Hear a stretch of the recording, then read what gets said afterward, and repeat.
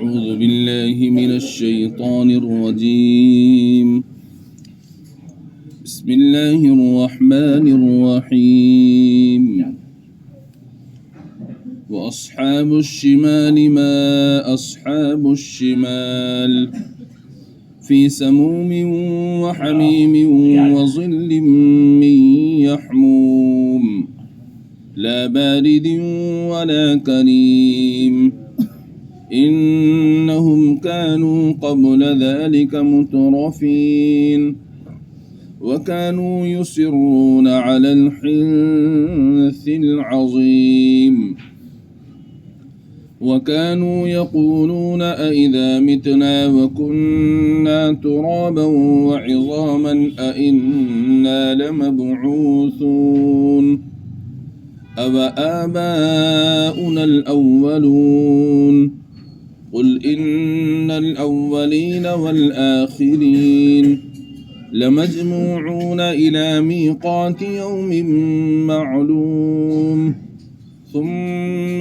إِنَّكُمْ أَيُّهَا الضَّالُّونَ الْمُكَذِّبُونَ لَآكِلُونَ مِن شَجَرٍ مِّن زَقُّومٍ فمالئون منها البطون فشاربون عليه من الحميم فشاربون شرب الهيم هذا نزلهم يوم الدين صدق الله العظيم وأصحاب الشمال ما أصحاب الشمال اور جو بائیں ہاتھ والے ہیں کیا بتائیں بائیں ہاتھ والے کیا ہیں فی سموم و حمیم وہ ہوں گے تپتی ہوئی لو میں اور کھولتے ہوئے پانی میں وظل من یحموم اور سیاہ دھوئیں کے سائے میں لا بارد ولا کریم جو نہ ٹھنڈا ہوگا نہ کوئی فائدہ پہنچانے والا۔ آج جو آیات مبارکہ تلاوت کی گئی ہیں سورہ واقعہ کی ان آیات مبارکہ میں اللہ تبارک و تعالی نے انسانوں کے جو 3 گروہ ہوں گے ان میں سے تیسروں گروہ کا ذکر فرمایا ہے، جیسا کہ پچھلی آیات میں آپ حضرات نے سماعت فرمایا کہ انسانوں کے 3 گروہ ہو جائیں گے۔ ایک گروہ ان میں سے سابقین کا ہے جو اعلیٰ درجے کے مومن ہیں، اور دوسرا گروہ اصحاب الیمین کا ہے جو عام مومنین ہیں۔ یہ دونوں گروہ کامیاب ہیں۔ اللہ تبارک و تعالی ان کو جنت کے اندر کن کن نعمتوں سے نوازیں گے وہ پچھلی آیات میں آپ سب کو سماعت فرما چکے ہیں۔ تیسرا گروہ جو ناکام ہے وہ گروہ ہے اصحاب الشمال، بائیں ہاتھ والے، یعنی جن کے نامہ اعمال ان کے بائیں ہاتھ میں دیے جائیں گے، یہ گروہ ناکام ہوگا۔ اور اس گروہ سے مراد کفار اور مشرکین ہیں۔ علماء کرام نے قرآن کریم کی آیت کو سامنے رکھتے ہوئے ارشاد فرمایا جب اعمال نامے اڑیں گے تو یہ لوگ اپنا بایاں ہاتھ پیچھے کر لیں گے پشت کے۔ جب یہ بایاں ہاتھ پشت کے پیچھے کریں گے تو وہ جو اعمال نامہ اڑ رہا ہوگا وہ ان کے بائیں ہاتھ میں پیچھے کی جانب پہنچ جائے گا، تو اس طرح سے ان کا نامہ اعمال ان کے بائیں ہاتھ میں دیا جائے گا۔ یہ لوگ بڑے ناکام اور خسارے میں ہوں گے۔ اللہ تعالیٰ نے فرمایا فی سموم و حمیم کہ جو بائیں ہاتھ والے ہیں کیا بتائیں بائیں ہاتھ والے کیا ہیں، وہ ہوں گے تپتی ہوئی لو میں اور کھولتے ہوئے پانی میں۔ تپتی ہوئی لو، جیسا کہ دنیا کے اندر ہم دیکھتے ہیں کہ مضبوط سے مضبوط لوہا بھی آگ کی لو کے سامنے پگھل جاتا ہے، اور جہنم کے اندر جہنمیوں کو اللہ تبارک و تعالی تپتی ہوئی لو میں رکھیں گے۔ اور اب آپ اندازہ کیجئے جب دنیا کی آگ میں ایک مضبوط سے مضبوط لوہا بھی پگھل جاتا ہے تو جہنم کی آگ جو اس دنیا کی آگ سے 69 گنا زیادہ بڑھی ہوئی ہے، تو اس میں کیا عالم ہوگا، کس طرح سے انسان وہاں پر رہیں گے۔ تو اللہ تبارک و تعالی نے فرمایا فی سموم، کہ وہ وہاں ہوں گے تپتی ہوئی لو میں، وحمیم اور کھولتے ہوئے پانی میں۔ پانی بھی کیسا ہوگا؟ بہت کھولتا ہوا گرم پانی ہوگا۔ وظل من یحموم، اور سیاہ دھوئے کے سائے میں، جس کی صفت کیا ہوگی؟ لا بارد ولا کریم، جو نہ ٹھنڈا ہوگا نہ کوئی فائدہ پہنچانے والا ہوگا۔ سایہ کیسا ہوگا؟ سیاہ دھوئے کا سایہ۔ ایک دھواں تو ایسا ہوتا ہے جو سیاہ ہوتا ہے مگر اس میں تپش نہیں ہوتی، تو وہ اتنا زیادہ تکلیف کا سبب نہیں بنتا ہے۔ حالانکہ دھواں کوئی سا بھی ہو تکلیف کا سبب ہے، لیکن جس دھوئے کے اندر تپش ہو اور جس دھوئے کے اندر آگ ہو، آپ اس کی تکلیف کا اندازہ نہیں لگا سکتے۔ تو اللہ تبارک و تعالی نے فرمایا جو اصحاب الشمال یعنی بائیں ہاتھ والے ہیں، وہ سیاہ دھوئے کے سائے میں ہوں گے، اور اس کی صفت یہ ہوگی جو ٹھنڈا نہیں ہوگا اور نہ ہی وہ کوئی فائدہ پہنچانے والا ہوگا۔ وَكَانُوا يُصِرُّونَ عَلَى إِنَّهُمْ كَانُوا قَبْلَ ذَلِكَ مُتْرَفِينَ، یہ لوگ اس سے پہلے بڑے عیش میں تھے۔ اب اللہ تعالیٰ اس کی وجہ بیان فرماتے ہیں کہ اصحاب الشمال کو، یعنی اس گروہ کو جو ناکام ہوگا، کھولتے ہوئے پانی میں اور تپتی ہوئی لو میں اور ایسے دھوئیں میں جس میں کوئی ٹھنڈک نہیں ہوگی، کیوں رکھیں گے؟ فرمایا اس کی وجہ یہ ہے کہ یہ لوگ اس سے پہلے بڑے عیش میں تھے، دنیا میں یہ بڑے عیش کی زندگی، آسودگی کی زندگی گزارتے تھے، اس لیے اللہ تبارک و تعالی ان کو سزا دیں گے۔ بہت زیادہ عیش پرستی، بہت زیادہ آسودگی، یہ انسان کو غافل کر دیتی ہے۔ اور جتنے بھی لوگ پہلے گزرے ہیں جنہوں نے انبیاء کرام کو جھٹلایا، جنہوں نے انبیاء کرام کی باتوں کو نہیں مانا، اللہ تبارک و تعالیٰ کو نہیں مانا، تو ایسے لوگ زیادہ تر وہی لوگ ہیں جو بہت زیادہ آسودگی میں تھے، بہت زیادہ عیش پرستی میں تھے۔ تو عیش پرستی میں ہو کر کے انہوں نے اللہ کا انکار کیا، پیغمبروں کو جھٹلایا۔ حضرت شاہ محدث دہلوی رحمۃ اللہ علیہ نے لکھا ہے کہ انسانوں کے جو 3 گروہ ہیں، ان میں سے انسان کی جو درمیانی حالت ہے وہ بہتر ہے۔ بہت زیادہ عیش پرستی یہ بھی انسان کو اللہ سے غافل کر دیتی ہے۔ جب اللہ تبارک و تعالیٰ کسی کو مال و دولت بہت زیادہ عطا فرماتے ہیں، تو مال و دولت زیادہ ہونے کی وجہ سے آدمی اللہ تبارک و تعالیٰ کو بھول جاتا ہے، گناہ کے کام کرتا ہے، اور جو اس کے پاس میں نوکر چاکر خدام کام کرتے ہیں ان کے ساتھ میں اچھا سلوک، اچھا برتاؤ نہیں کرتا، بلکہ ان کو بھی وہ اللہ تبارک و تعالیٰ کی طرف متوجہ نہیں ہونے دیتا ہے۔ زکوٰۃ دینے کے لیے کہا جائے تو آدمی اس کو تاوان سمجھتا ہے، حج کرنے کے لیے کہا جائے تو اس کو یہ کہتا ہے کہ صاحب جب زیادہ عمر ہو جائے گی، ابھی تو جوان ہوں بعد میں کروں گا، ابھی تو اما ابا نے بھی نہیں کیا، جب امی ابا کر لیں گے تب کر لوں گا۔ اس طرح کی باتیں آدمی کرتا ہے۔ تو زیادہ عیش پرستی اور زیادہ آسودگی یہ اللہ تبارک و تعالیٰ کی ناشکری میں بندے کو مبتلا کر دیتی ہے۔ تو زیادہ آسودگی بھی پسندیدہ نہیں ہے، اور بہت زیادہ غربت بھی پسندیدہ نہیں ہے کہ آدمی زیادہ غریب ہوتا ہے، اس کے پاس کچھ نہیں ہوتا، تو بعض مرتبہ یہ فقر و فاقے انسان کو کفر میں مبتلا کر دیتے ہیں، آدمی مایوس ہو جاتا ہے، ناشکری کرنے لگتا ہے۔ تو اس لیے خیر الامور اوساطھا، درمیانی جو حالت ہے وہ بہتر ہے، نہ زیادہ مالداری اور نہ زیادہ غربت، یہ ہر اعتبار سے بہتر ہے۔ تو یہ لوگ کیونکہ بہت زیادہ عیش پرستی میں مبتلا تھے، اس لیے اللہ تبارک و تعالیٰ کو بھولے ہوئے تھے، اس لیے اللہ رب العزت ان کو عذاب میں مبتلا فرمائیں گے۔ وَكَانُوا يُصِرُّونَ عَلَى الْحِنْثِ الْعَظِيمِ، اور بڑے بھاری گناہ پر اڑے رہتے تھے۔ دوسری وجہ بیان فرمائی، بڑے بھاری گناہ پر وہ اڑے رہتے تھے۔ کون سا ہے بڑا بھاری گناہ؟ بڑا بھاری گناہ شرک کا گناہ ہے۔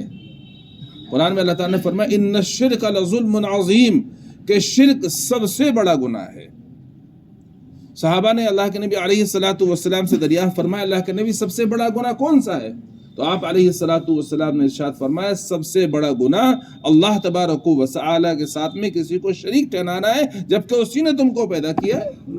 پیدا اللہ کر رہا ہے، تم اس کے ساتھ میں دوسروں کو شریک کر رہے ہو، تو یہ سب سے بڑا گناہ اللہ تبارک و تعالی کے ساتھ میں کسی کو شریک ٹھہرانا ہے، ساجی بنانا ہے۔ تو اللہ تعالیٰ نے فرمایا اور وہ بڑے بھاری گناہ پر اڑے رہتے تھے، اس وجہ سے اللہ تعالیٰ ان کو اس قسم کا عذاب میں مبتلا فرمائیں گے۔ وَكَانُوا يَقُولُونَ أَإِذَا مِتْنَا وَكُنَّا تُرَابًا وَعِظَامًا أَإِنَّا لَمَبْعُوثُونَ، اور وہ کہا کرتے تھے کہ جب ہم مر جائیں گے اور مٹی اور ہڈیاں بن کر رہ جائیں گے تو کیا ہمیں دوبارہ زندہ کیا جائے گا؟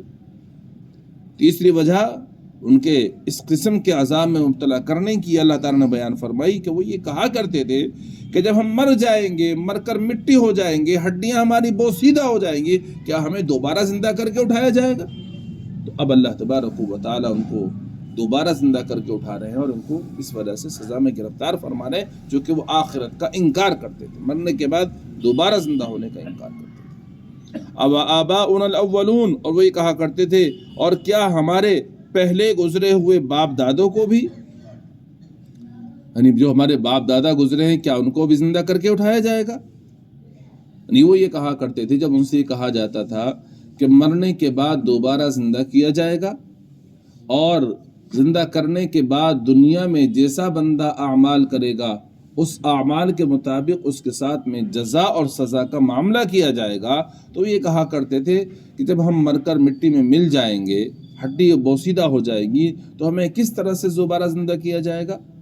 اور پھر اگر زندہ کیا جاتا تو ہمارے اتنے بڑے گزر گئے ہیں، باپ دادا گزر گئے ہیں، ہم نے تو کسی کو آج تک زندہ ہوتے ہوئے دیکھا نہیں۔ جب ہمارے باپ دادا جو گزر گئے وہ آج تک زندہ نہیں ہوئے تو بھلا ہم کیسے زندہ کیے جائیں گے دوبارہ؟ اللہ تبارک و تعالی نے ارشاد فرمایا قل ان الاولین والآخرین، آپ کہہ دیجئے یقیناً سب اگلے اور پچھلے لوگ لمجموعون الی میقات یوم معلوم، ایک متعین دن کے طے شدہ وقت پر ضرور اکٹھے کیے جائیں گے۔ اگلے اور پچھلے سب لوگ اکٹھے کیے جائیں گے، کس دن؟ ایک متعین دن، جب وہ متعین وقت مقرر آئے گا اس دن سب کو جمع کر کے اکٹھا کیا جائے گا، کوئی نہیں بچے گا۔ ثم انکم ایھا الضالون المکذبون، پھر اے جھٹلانے والو، جھٹلانے والے گمراہو، تم لوگوں کو لآکلون من شجر من زقوم، ایک ایسے درخت میں سے کھانا پڑے گا جس کا نام زقوم ہے۔ اے گمراہ لوگو، اے جھٹلانے والو، تم کو ایک ایسے درخت میں سے کھانے کے لیے دیا جائے گا جو زقوم کا درخت ہے۔ یعنی جب ان اصحاب الشمال کو، جہنمیوں کو بھوک لگے گی تو بھوک کی شدت میں ان کو کھانے کے لیے زقوم دیا جائے گا۔ زقوم کا ذکر قرآن کریم میں کئی مقامات پر آیا ہے۔ یہ توہڑ کا درخت کہلاتا ہے جو نہایت ہی کڑوا ہوتا ہے، بد مزہ ہوتا ہے، اس میں کانٹے بھی ہوتے ہیں، جو جب آدمی کھا لے تو اس کے حلق میں جا کر پھنس بھی جاتا ہے۔ تو اللہ تبارک و تعالی یہ زقوم کا درخت جہنمیوں کو بھوک کی شدت میں کھانے کے لیے دیں گے۔ فَمَالِئُونَ مِنْهَا الْبُطُونَ، پھر اسی سے پیٹ بھرنے ہوں گے، کھانے کے لیے کچھ اور نہیں ملے گا، اسی زقوم کے درخت سے پیٹ بھرنے ہوں گے۔ فَشَارِبُونَ عَلَيْهِ مِنَ الْحَمِيمِ، پھر اس کے اوپر سے کھولتا ہوا پانی پینا پڑے گا۔ فَشَارِبُونَ شُرْبَ الْحِيمِ، اور پینا بھی اس طرح جیسے پیاس کی بیماری والے اونٹ پیتے ہیں۔ جب پیاس کی شدت ہوگی تو وہ زقوم کا درخت کھائیں گے جو حلق میں جا کر اٹک جائے گا، پھنس جائے گا۔ اب اس کے لیے ان کو پانی کی ضرورت ہوگی، تو پانی جب وہ مانگیں گے تو انہیں ایسا کھولتا ہوا پانی پینے کے لیے دیا جائے گا کہ وہ قرآن کریم کی دوسری آیت سے معلوم ہوتا ہے کہ اس سے اس کی آنتیں کٹ جائیں گی۔ ایک گھونٹ حلق کے اندر جائے گا، جاتے ہی اس سے آنتیں کٹ کٹ کے باہر نکلنے شروع ہو جائیں گی۔ جیسے ہی وہ چہرے کے قریب آئے گا سارے چہرے کو جھلسا کر رکھ دے گا۔ ایسا کھولتا ہوا پانی پینے کے لیے دیا جائے گا، لیکن اس کھولتے ہوئے پانی کو بھی وہ ایسے نہیں پیئیں گے جیسے انسان دنیا کے اندر چائے پیتا ہے تھوڑی تھوڑی کر کے کہ بہت تیز گرم ہو رہی ہے، نہیں، بلکہ وہ اس کھولتے ہوئے پانی کو ایسے پی جائیں گے جیسا کہ پیاس کی شدت میں جو اونٹ ہوتا ہے وہ پیتا ہے۔ ایک بیماری ہوتی ہے استسقاء کی بیماری، اس بیماری میں آدمی کتنا ہی پانی پی لے اس کی پیاس نہیں بجھتی، اور جتنا پانی پیتا ہے اتنا ہی پیاس اور زیادہ لگتی ہے، اور یہ بیماری اونٹوں میں زیادہ ہوتی ہے۔ تو اللہ تبارک و تعالی نے فرمایا کہ وہ کھولتے ہوئے پانی کو اس طرح سے پئیں گے جیسا کہ پیاس کی شدت میں اونٹ پانی پیتا ہے کہ وہ پیتا ہی چلا جاتا ہے اور اس کی پیاس بجھتی نہیں ہے۔ تو جہنمی جہنم کے اندر جب ان کو پیاس کی شدت ہوگی اور وہ زقوم کا درخت اٹک جائے گا حلق کے اندر، پانی مانگیں گے تو اللہ تبارک و تعالی ان کو پینے کے لیے پانی عطا فرمائیں گے، لیکن وہ پانی کیا ہوگا؟ کھولتا ہوا گرم پانی ہوگا، چہرے کے قریب آتے ہی چہرے کو جھلسا دے گا، اور پیٹ میں جاتے ہی پیٹ کی آنتیں کٹ کٹ کر باہر نکلیں گی، اور اس طرح سے وہ پئیں گے جس سے کہ بہت زیادہ جس کو پیاس لگتی ہے وہ اس پانی کو پیتا ہے۔ لیکن یاد رکھیے گا، دنیا کے اندر جب آدمی کو ایسی تکلیف ہوتی ہے جس تکلیف کو برداشت نہیں کر پاتا تو مر جاتا ہے، لیکن وہاں پر ایسا نہیں ہوگا، کتنی ہی شدت کی تکلیف کیوں نہ ہو وہاں موت نہیں آئے گی۔ لا يموت فیہا ولا یحیا، نہ اس میں موت آئے گی نہ وہ زندہ رہیں گے۔ کیا زندگی ہے اس میں تکلیف ہی تکلیف ہے، عیش کا نام و نشان بھی نہیں ہے، اس طرح سے ان کو رکھا جائے گا۔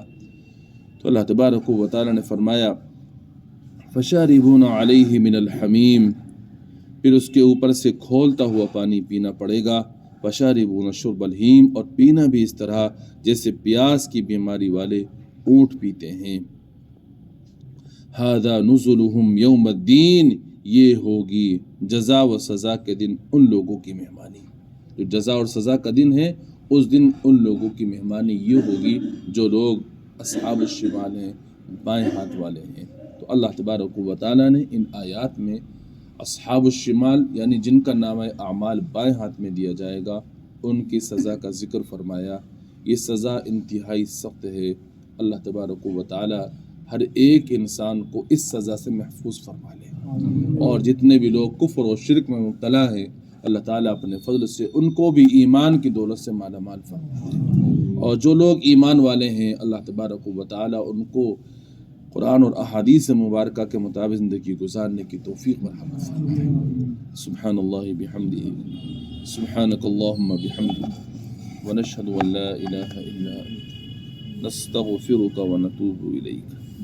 سبحان ربک رب العزة عما یصفون، وسلام علی المرسلین، والحمد للہ رب العالمین۔